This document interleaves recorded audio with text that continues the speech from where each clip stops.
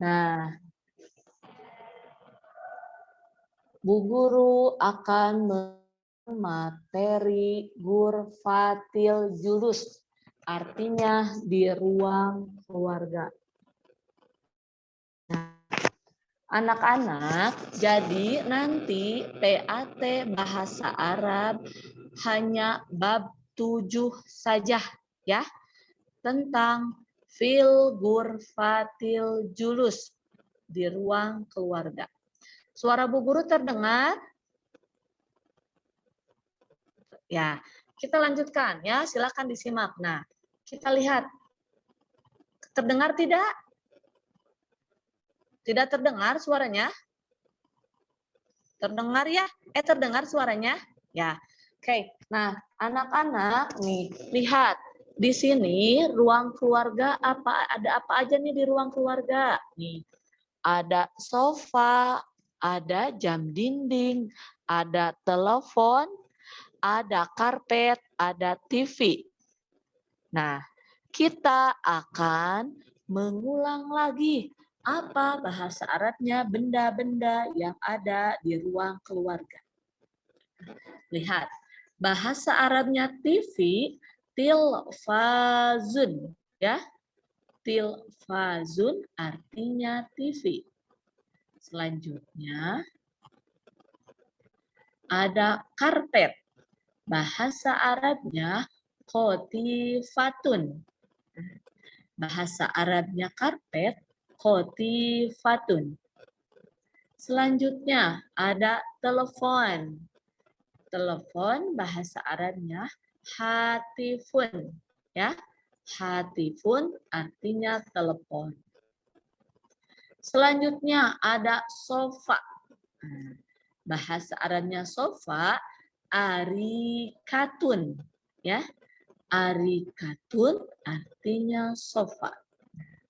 Yang kelima ada sa'atul jidar. Sa'atul jidar artinya jam dinding. Ya. Nah, tadi nih ada 5 kosakata ya dalam bahasa Arab. Nah, sekarang kita akan membuat kalimat sederhana dengan menggunakan kata fil ghurfatil julus. Artinya di ruang keluarga. Yang pertama, lihat. Di ruang keluarga ada sofa. Bahasa Arabnya fil ghurfatil julus arikatun. Nah, ya. Nah, ini bahasa Arabnya. Fil ghurfatil julus arikatun. Selanjutnya, di ruang keluarga ada karpet. Bahasa Arabnya fil ghurfatil julus khotifatun. Ya. Nah, selanjutnya di ruang keluarga ada telepon. Bahasa Arabnya fil ghurfatil julus hatifun. Nah, yang selanjutnya di ruang keluarga ada televisi. Bahasa Arabnya fil ghurfatil julus tilfazun.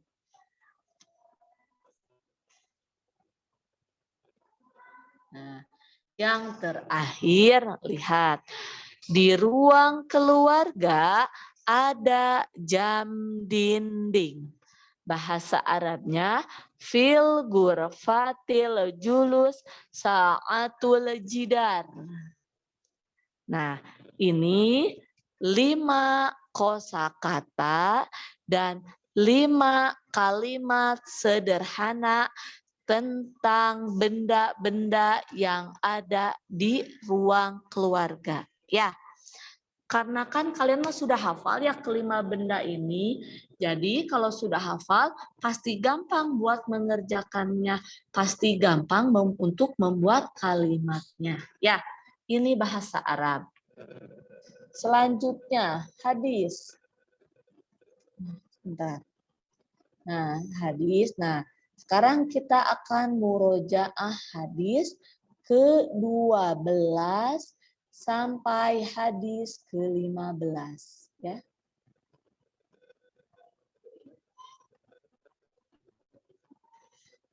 Oke, hadis ke-12 dan sampai hadis ke-15. Oke. Nah, anak-anak, nanti untuk PAT hadis, kalian silakan hafalkan hadis ke-12, hadis ke-13, hadis ke-14, dan hadis ke-15 ya. Jadi cukup hafalkan 4 hadis saja dan baca tentang penjelasannya, tentang kisahnya. Nah, sekarang kita akan membaca hadis yang ke-12 ya. Walaupun mikrofonnya dimatikan, tapi anak-anak tetap ikutan membaca ya di rumah ya. Siap? Hitungan ketiga kita baca bareng-bareng. 1, 2, 3. Hadis ke-12. Iman yang paling mulia. Afdolul imanil sabru wassamahah. Artinya, iman yang paling utama adalah sabar dan memaafkan. Hadis riwayat Hakim. Kita ulangi lagi satu kali lagi ya. Baca bareng-bareng ya. Mulutnya dibuka. Baca bareng-bareng. Siap? 1, 2, 3. Hadis ke-12. Iman yang paling mulia. Afdolul imanis sabru wassamahah. Artinya, iman yang paling utama adalah sabar dan memaafkan. Hadis riwayat Hakim. Nah, anak-anak, di hadis yang ke-12 ini, periwayatnya adalah Hakim. Nah, di sini dijelaskan tentang kisah kesabaran Nabi Muhammad Shallallahu Alaihi Wasallam.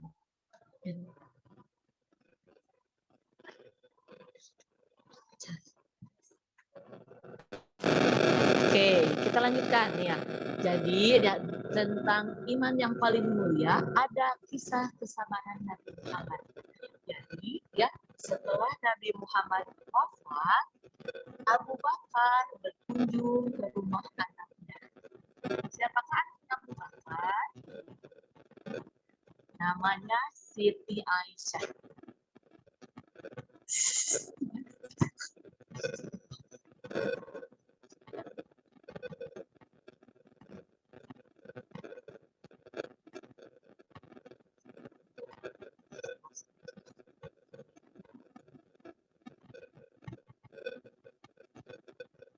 Oke.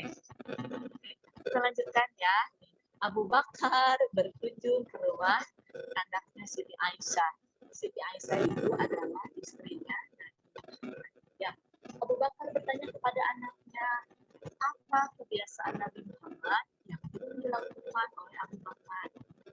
Siti Aisyah menjawab bahwa kebiasaan yang belum dilakukan oleh ayahnya adalah setiap pagi Nabi Muhammad pergi ke pasar untuk memberi makan Yahudi. Nah, setiap hari Nabi Muhammad melakukan itu. Disuruh pasar Madinah, Yahudi selalu berkata yang tidak baik tentang Muhammad. Begini perkataannya, wahai saudaraku, jangan dekati Muhammad. Dia itu tukang sihir. Apabila kamu mendekatinya, maka kalian akan ya. Setiap yang dikatakan orang pengemis Yahudi itu selalu berkata yang tidak baik, selalu berkata yang jelek tentang Nabi Muhammad ya. Padahal itu semua bukan ini ya, bukan sifatnya Nabi Muhammad. Pengemis Yahudi itu suka berkata bahwa Nabi Muhammad itu orang gila, Nabi Muhammad itu tukang sihir. Pokoknya mah memfitnah ya dengan kata-kata yang tidak baik ya. Walaupun pengemis Yahudi selalu menjelek-jelekan Nabi Muhammad, selalu memfitnah Nabi Muhammad, tapi Nabi Muhammad selalu datang untuk memberikan makanan ya. Tidak hanya memberikan makanan, Nabi Muhammad selalu menyuapi pengemis Yahudi, pengemis buta tersebut dengan lemah lembut, dengan halus ya. Sehingga ketika pengemis Yahudi makan itu makannya tidak susah mengunyah ya. Oke, Farzana tidak cerat-ceret, silakan ya Bu Solehah ya. Nah, pokoknya sangat lemah lembut menyuapinya sehingga pengemis Yahuda merasa enak, merasa nyamannya disuapin oleh Nabi Muhammad ya. Padahal nih pengemis Yahudi tidak tahu bahwa yang menyuapinya itu adalah Nabi Muhammad. Nah, ketika Nabi Muhammad wafat ya, nah pengemis Yahudi bertanya-tanya, kemana lelaki yang selalu menyuapiku setiap hari? Soalnya sudah beberapa hari tidak ada pemuda yang mendatanginya untuk menyuapi makanan. Tiba-tiba suatu hari Abu Bakar datang membawakan makanan. Abu Bakar ingin melakukan kebiasaan Nabi Muhammad. Nah, ketika datang menghampiri pengemis Yahudi tersebut, ya, tiba-tiba Abu Bakar kaget karena pengemis Yahudi malah menjelek-jelekan Nabi Muhammad ya. Nih berkatanya, jangan dekati Muhammad. Muhammad itu orang gila. Muhammad itu ahli sihir. Mendengar perkataan pengemis Yahudi itu, Abu Bakar geram, ya kesal. Mendengar perkataan itu. Nah, ketika Abu Bakar mau menyuapinya, nah Abu Bakar menyuapinya dengan banyak nih, dengan tergesa-gesa. Pokoknya mana makannya semuanya dimasuk-masukin gitu, karena saking kesalnya ya. Nah, ketika disuapi dengan apa sih? Tidak halus ya, tidak seperti Nabi Muhammad lemah lembut. Ini mah keras nih nyuapinya dengan sangat kasar ya. Nah, pengemis Yahudi berkata, kamu bukan pemuda yang selalu menyuapiku. Cenah. Orang yang selalu menyuapiku itu adalah orang yang lemah lembut. Nah, terus apa jawaban Abu Bakar? Memang saya bukanlah pemuda yang biasa menyuapimu. Pengemis Yahudi berkata, terus kemana pemuda tersebut? Abu Bakar berkata sambil menangis bahwa pemuda yang selalu menyuapinya sudah wafat beberapa hari yang lalu. Mendengar penuturan Abu Bakar, pengemis Yahudi itu kaget dan menangis ya. Ternyata orang baik yang suka menyuapinya itu telah meninggal. Nah, pengemis Yahudi pun bertanya kepada Abu Bakar, wahai Tuan, siapakah orang yang selalu menyuapiku? Ketika dikasih jawabannya bahwa yang menyuapi pengemis tersebut adalah Nabi Muhammad Shallallahu Alaihi Wasallam. Mendengar jawaban Abu Bakar, pengemis Yahudi pun kaget dan menangis sekencang-kencangnya. Kenapa? Pengemis Yahudi malu ya. Malu karena nih orang yang selalu dia hina, orang yang selalu dia jelek-jelekan adalah orang yang menyuapinya setiap pagi ya. Nih, karena kebaikannya, karena kemuliaannya sikap Nabi Muhammad, pengemis Yahudi tersebut akhirnya masuk Islam ya. Masya Allah ya. Karena sifat mulianya Nabi Muhammad, ketika Nabi Muhammad dihina, dijelek-jelekan, Nabi Muhammad tidak membalasnya ya. Tapi orang yang menjelek-jelekan Nabi Muhammad balas dengan kebaikan ya. Karena kebaikan Nabi Muhammad lah pengemis tersebut akhirnya bisa masuk Islam. Selanjutnya nih ada hadis ke-13 ya. Oke, Anak-anak, kita baca bersama-sama ya hadis ke-13 ya. 1, 2, 3. Hadis ke-13. Doa senjatanya orang mukmin. Ad-du'a'u silahul mu'mini wa imaduddin. Artinya, doa adalah senjatanya seorang mukmin dan tiang agama. Hadis riwayat Hakim. Nah, anak-anak, di hadis ke-13 bahwa dijelaskan nih senjatanya seorang mukmin itu bukan pedang, bukan pisau, tapi doa. Ya, makanya ya setiap waktu, setiap hari kita tidak boleh lupa untuk berdoa ya. Di dalam Islam diatur nih, apa yang kita lakukan awali dengan membaca bismillah dan membaca doa. Ya, makanya ada doa sebelum belajar, ada doa sebelum tidur, ada doa sebelum makan, doa sebelum masuk rumah, doa sebelum masjid. Banyak sekali doa ya. Jadi kita diwajibkan mengawali kegiatan apapun diawali dengan berdoa. Nah, bagaimana adab ketika berdoa? Nah, nih yang pertama, ketika berdoa kita harus mencari waktu yang mustajab. Waktu dikabulkannya doa. Yang pertama nih, ketika hari Arafah, ketika bulan Ramadan, ketika Jumat sore, ketika waktu sahur, ketiga sepertiga malam terakhir. Ya, ini waktu dikabulkannya doa. Selanjutnya, kita juga harus bisa memanfaatkan keadaan yang istajab. Jadi, keadaan yang mustajab.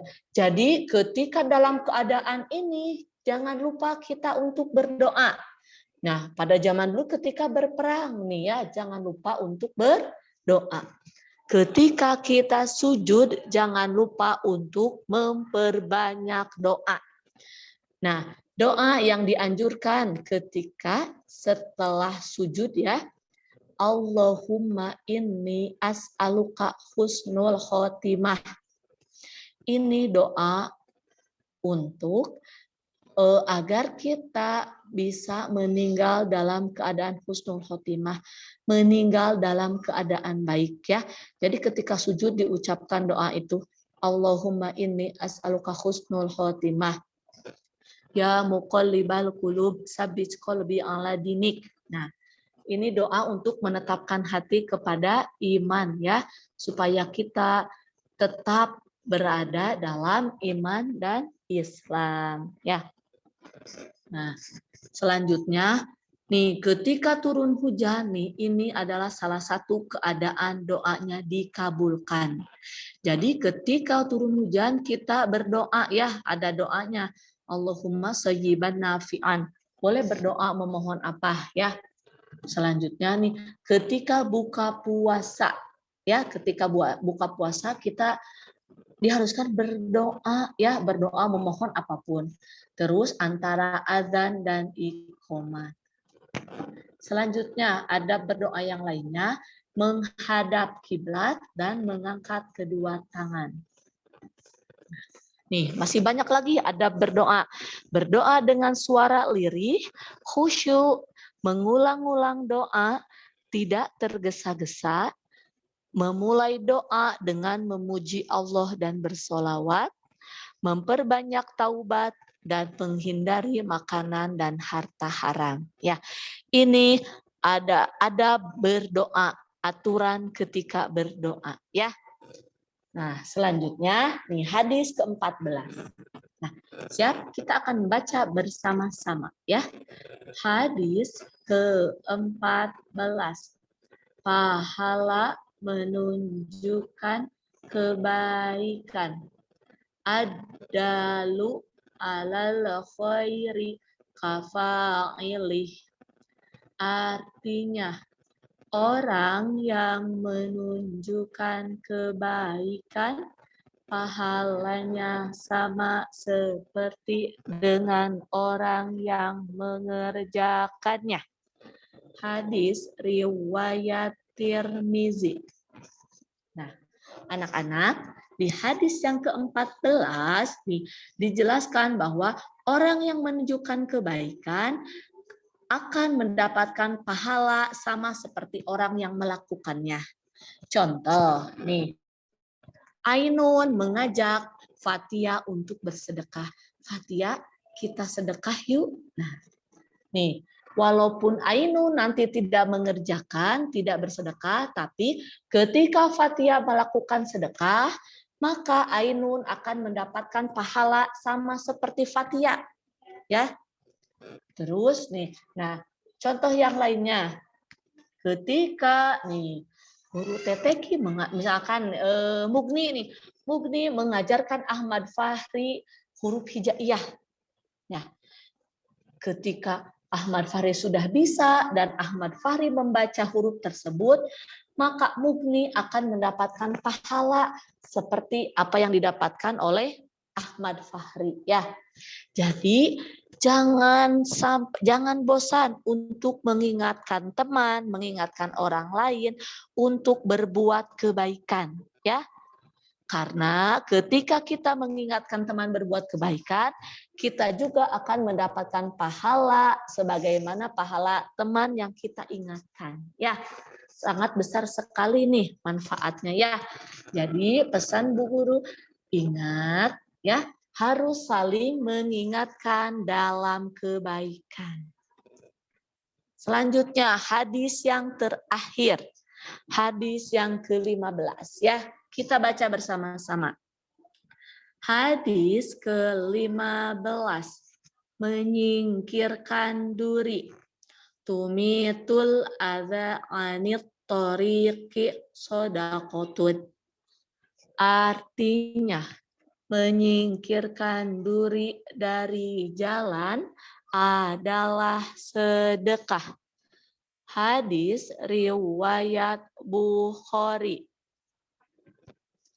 Nah, anak-anak, di hadis ke-15 tentang menyingkirkan duri. Nah, jadi sedekah itu tidak hanya berupa uang. Jenis sedekah itu banyak. Tersenyum kepada teman itu sedekah, ya. Memberi air minum itu sedekah. Menyingkirkan benda-benda yang berbahaya di jalan itu juga termasuk sedekah.